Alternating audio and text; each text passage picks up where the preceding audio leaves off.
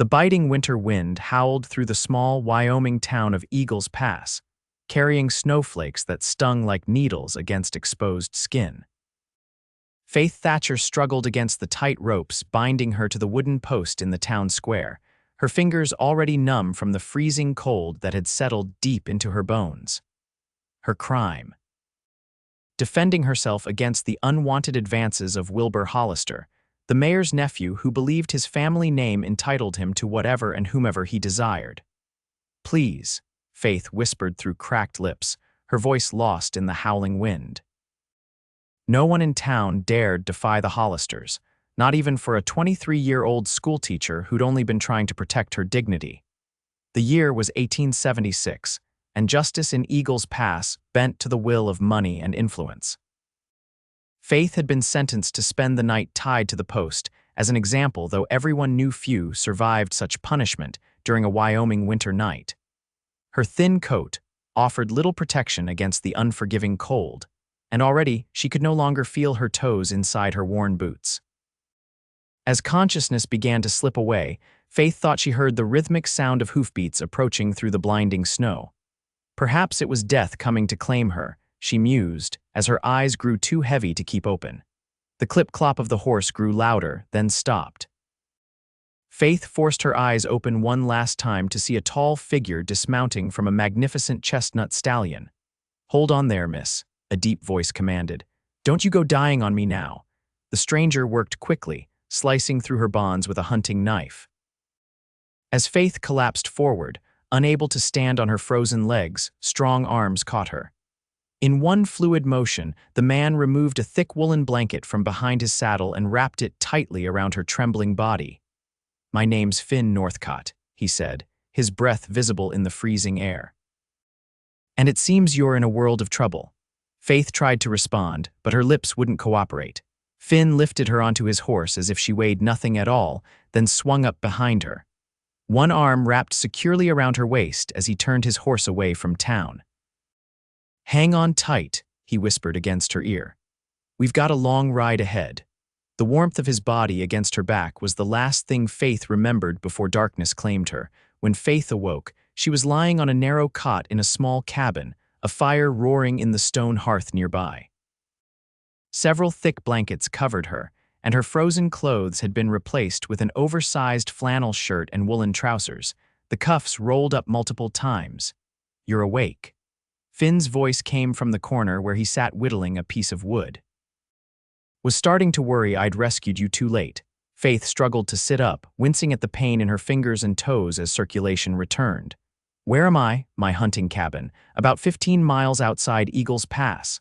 Finn set aside his carving and approached with a steaming mug. "Drink this. It'll help with the pain."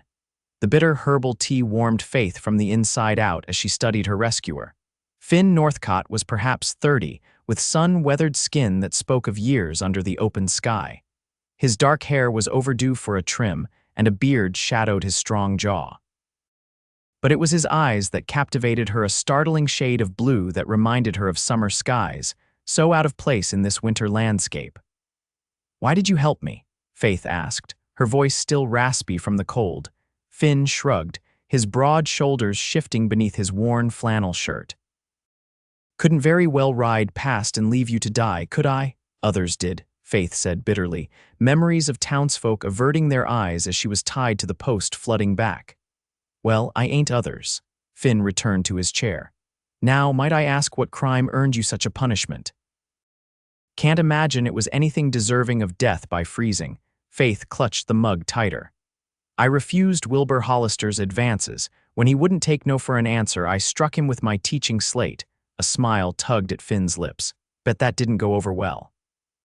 "His uncle is Mayor Hollister. They charged me with assault and public indecency."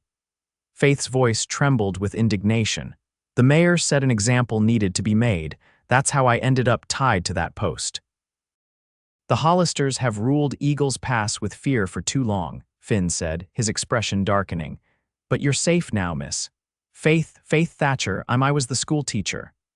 "Well, Miss Thatcher, you're welcome to stay here until you're healed enough to travel.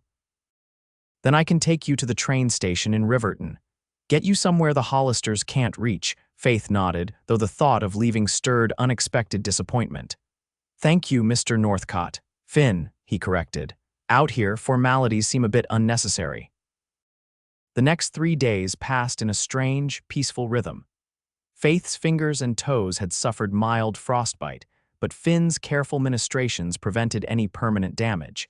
He hunted and cooked, sharing stories of his life as a ranch hand turned bounty hunter turned recluse. Each tale revealed more of the man who'd saved her life, a man who carried deep wounds of his own beneath his stoic exterior.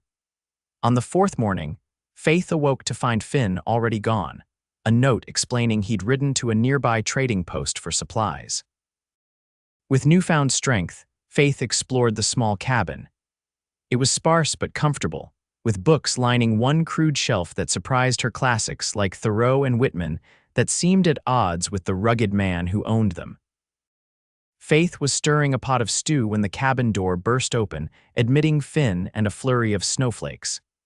"We've got trouble," he announced, stomping snow from his boots. "Hollister's men were at the trading post, asking about a man traveling with a woman.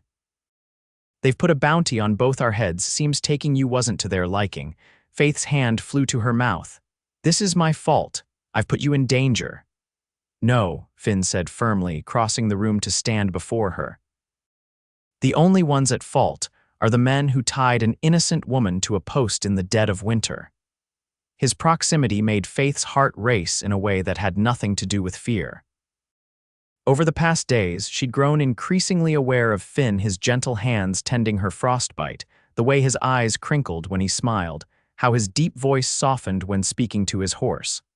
"What do we do now?" she asked. "We need to leave."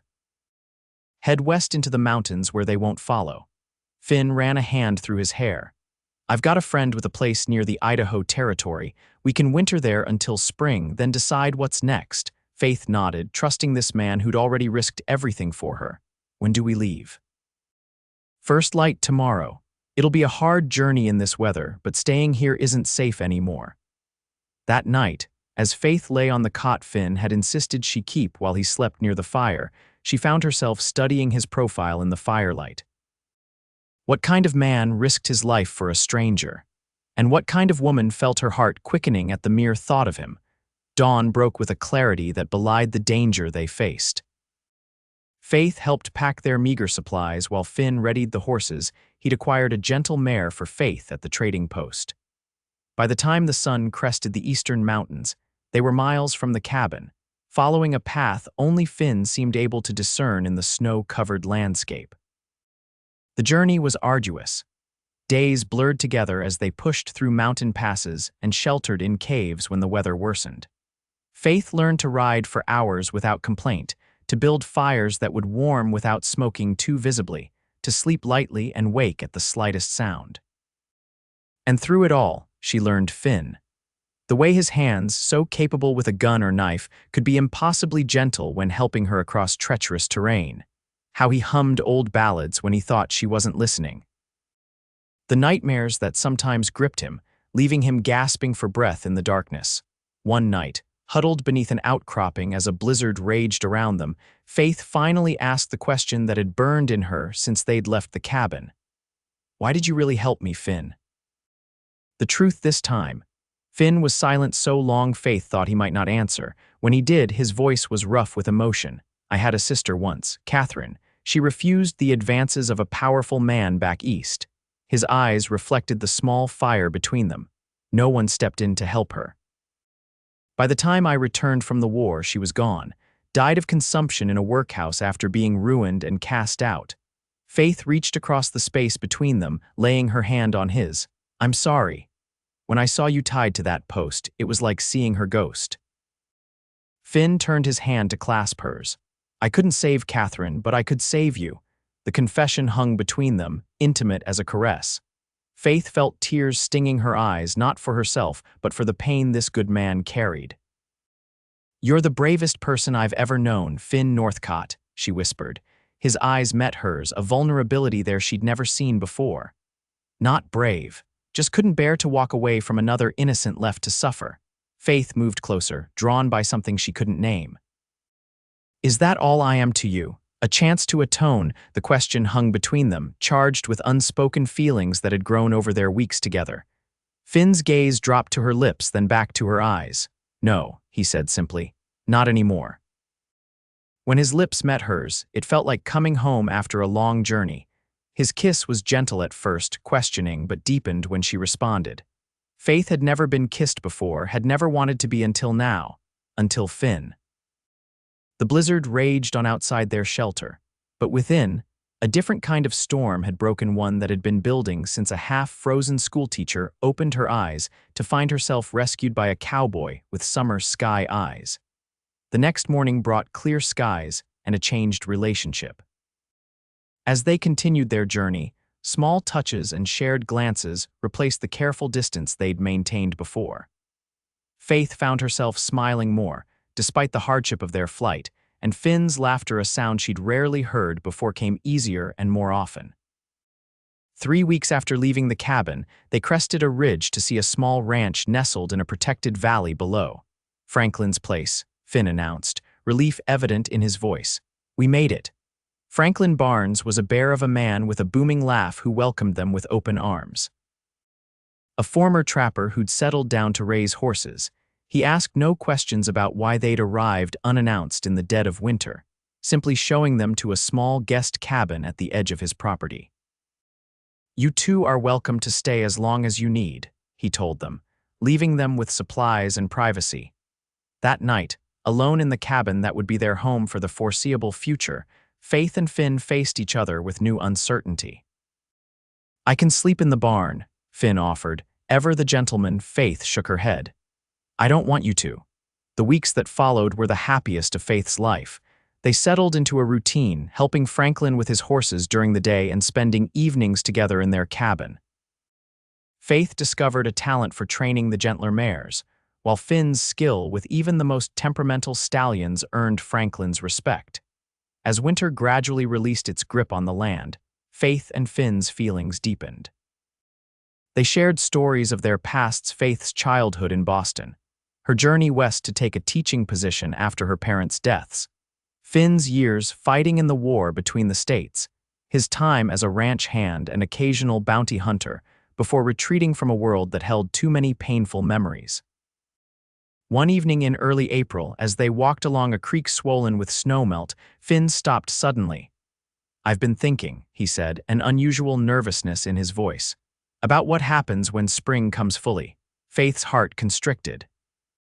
They'd avoided this conversation, the question of what would happen when they no longer needed to hide. And what have you been thinking? She asked carefully. Finn took her hands in his.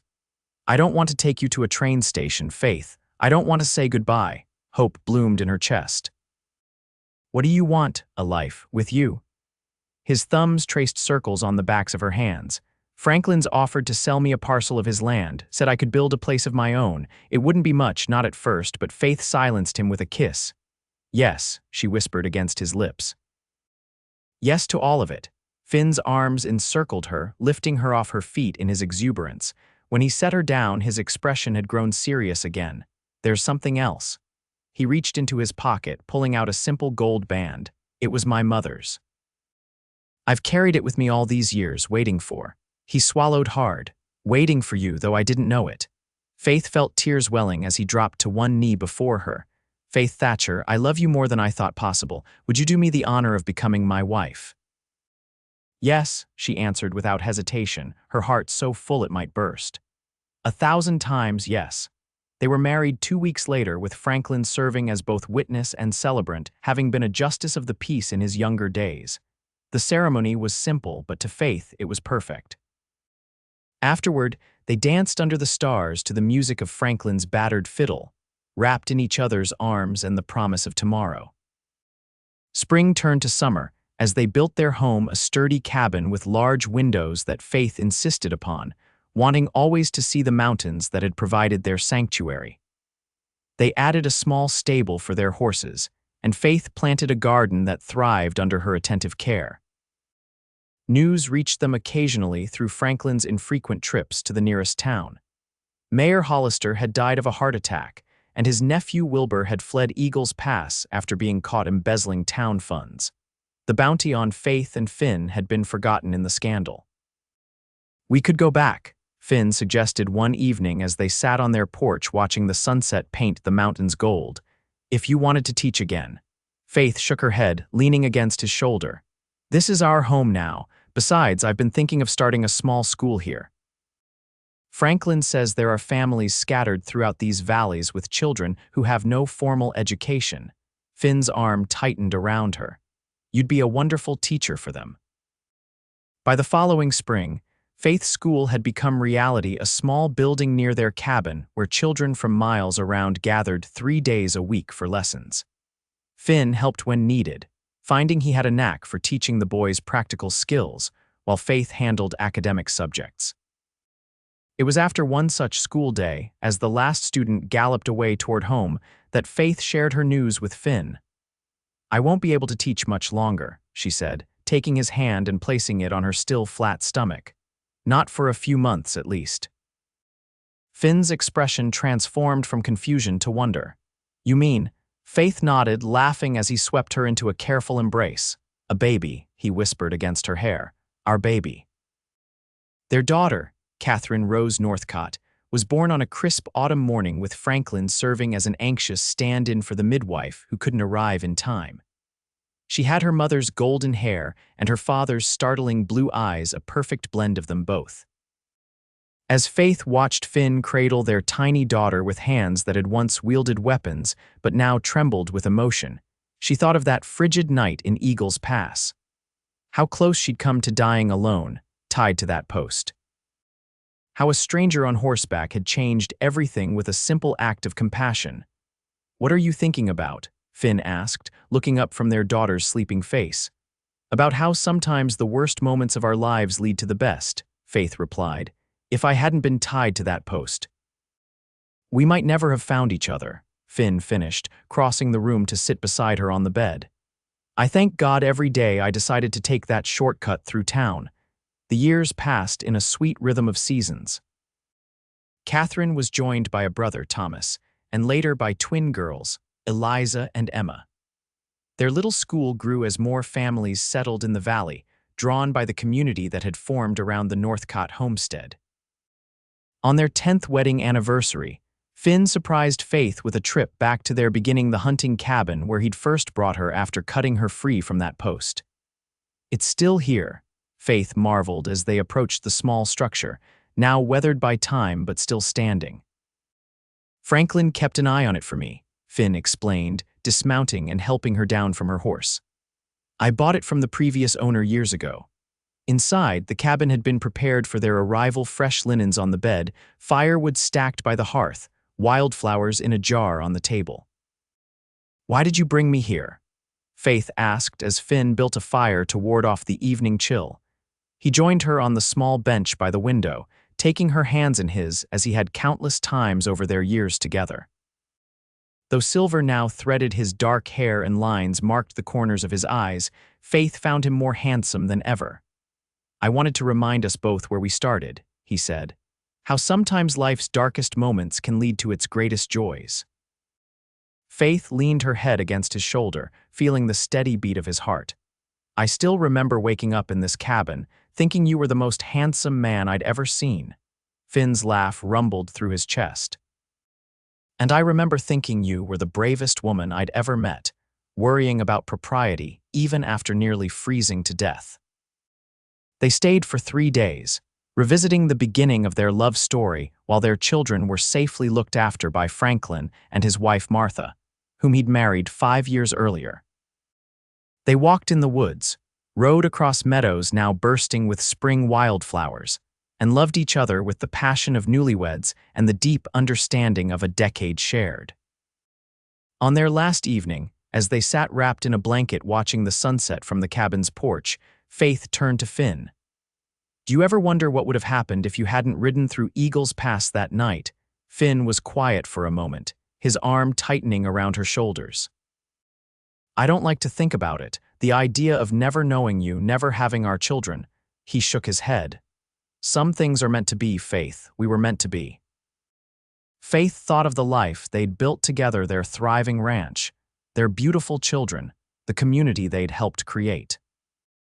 All from a moment when a lonely cowboy chose compassion over indifference, wrapping a stranger in his saddle blanket and riding away from danger toward an unknown future. "I love you, Finn Northcott," she whispered, reaching up to trace the beloved contours of his face. "Thank you for saving me." "No," he said, turning to capture her hand and press a kiss to her palm. "Thank you for saving me right back." As night fell over the mountains, Faith and Finn remained on the porch, wrapped in each other's arms and the blanket that had once been her salvation. The stars emerged one by one, witnessing their enduring love just as they had witnessed their beginning, a scared woman tied to a post, a compassionate cowboy, and the journey that had led them home to each other. Years later, when their grandchildren begged for stories, Faith would often tell them about the night a blizzard nearly claimed her life, and how their grandfather had appeared like an angel on horseback. Finn would always listen with a smile, occasionally adding details Faith had forgotten or been too cold to notice. "And that," Faith would conclude, looking at Finn with eyes still bright with love after all their years together, "is how your grandfather taught me that even in the darkest winter, spring always comes again."